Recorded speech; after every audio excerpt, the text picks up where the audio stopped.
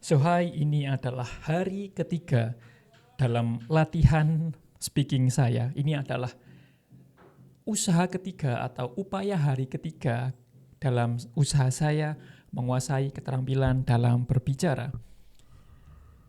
Pagi ini saya belajar dari ChatGPT mengenai pentingnya sebuah delivery. Dan jangan salah, ChatGPT atau AI adalah aplikasi, adalah software yang sangat berguna di era sekarang. Dulu ketika kita ingin mencari sebuah informasi, sumbernya sedikit dan susah, hanya buku, terus kalau mau belajar dari orang lain harus door to door, harus ketemu dulu. Coba bayangkan berapa banyak energi yang diperlukan, berapa banyak waktu yang diperlukan, dan berapa banyak uang yang diperlukan untuk dapat buku dan juga informasi dari orang tersebut. Sekarang kita bisa mencari informasi dengan sangat mudah. Buka HP, ketik di Google atau buka ChatGPT, lalu tanya saja gitu. Contohnya seperti apa yang saya lakukan pagi ini. Saya belajar dari ChatGPT bagaimana delivery atau penyampaian yang baik dan benar.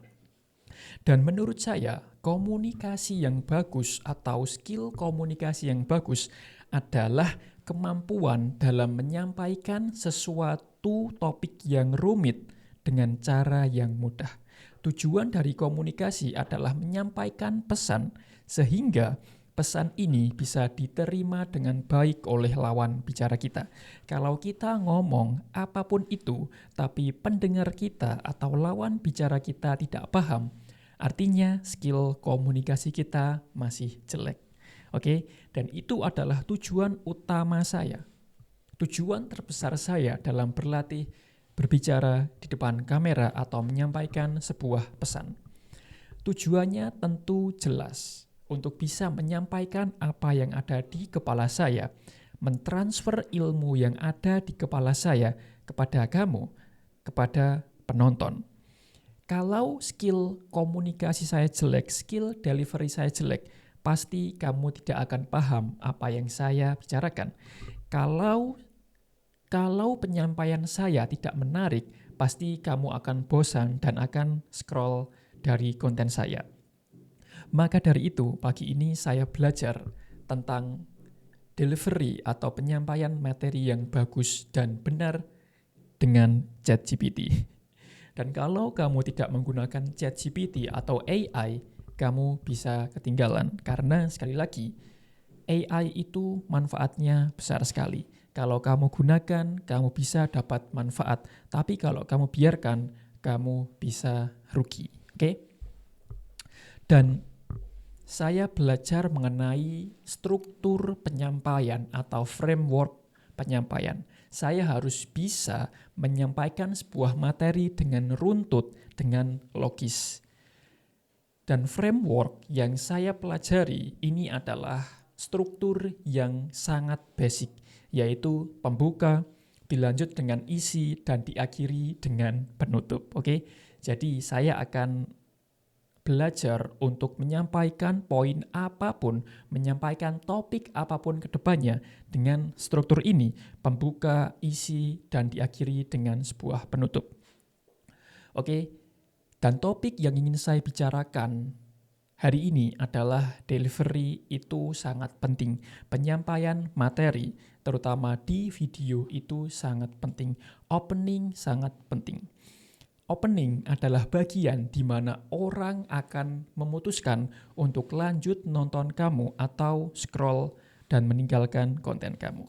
Jadi, coba investasikan waktu dan tenaga kamu untuk membuat sebuah opening yang sebagus mungkin, yang semenarik mungkin, agar orang lain mau nonton dari awal sampai akhir. Dan itulah pentingnya sebuah hook di awal video.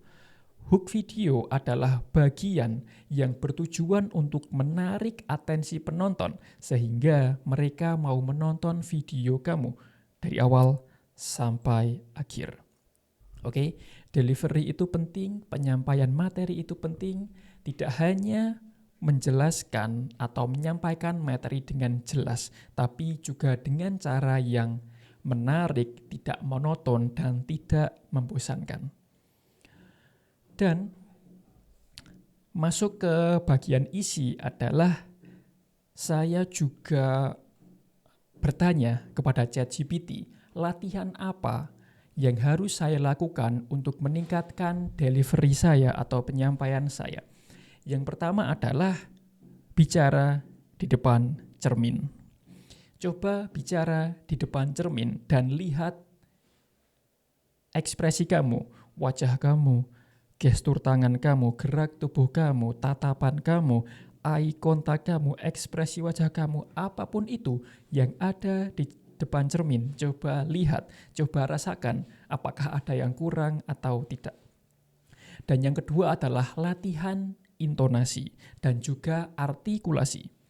Intonasi ini berarti naik turunnya sebuah nada.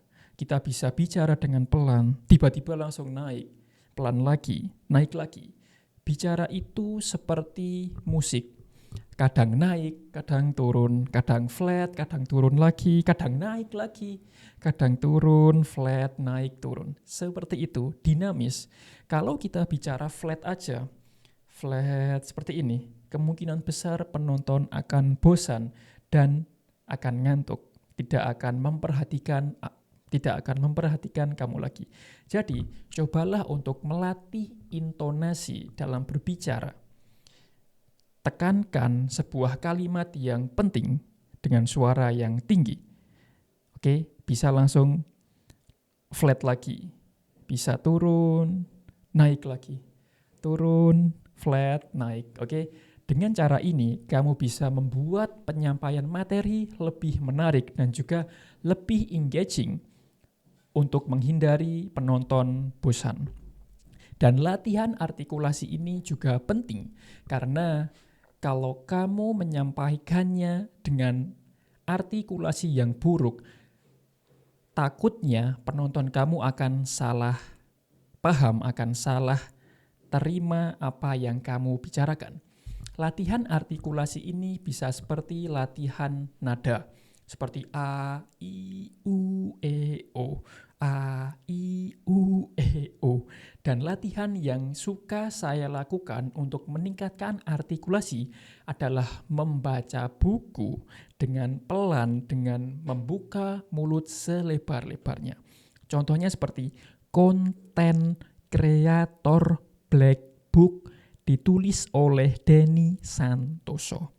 Tujuannya tidak untuk berbicara dengan cepat, tapi tujuannya adalah untuk melatih otot di sekitar muka kita untuk mengenali kata yang kita baca, sehingga kedepannya artikulasi kita bisa lebih baik, bisa lebih jelas lagi.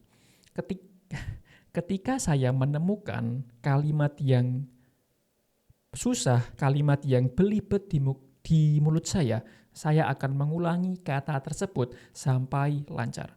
Bisa seperti konten, kok kayaknya kok kurang ya, ulangi lagi, konten, kreator, black, book.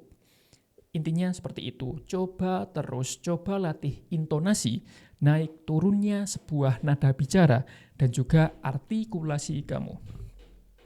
Dan latihan ketiga, ini adalah latihan yang paling penting, yaitu rekam diri sendiri. Tapi ini juga tergantung dengan tujuan kamu. Kalau tujuan kamu untuk mahir berbicara di depan panggung, ya kamu harus melatih diri kamu seolah-olah sedang berbicara di depan panggung. Kasusnya di saya adalah berbicara di depan kamera untuk membuat sebuah konten. Maka latihan yang saya lakukan adalah seperti ini. Duduk saja, press record, ngomong topik apapun yang ingin saya sampaikan. Kadang tidak ada topik yang ingin saya sampaikan, tapi saya memaksa diri saya untuk duduk, untuk press record dan ngomong lagi.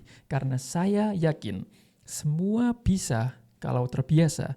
Progres akan dicapai melalui sebuah pengulangan atau repetisi. Jadi ini sudah 9 menit, 10 menit saya berbicara di di depan kamera. Ini adalah speaking praktis saya hari ketiga. Dan thank you for watching. Sampai jumpa di speaking hari keempat dan seterusnya. I wish you all the best.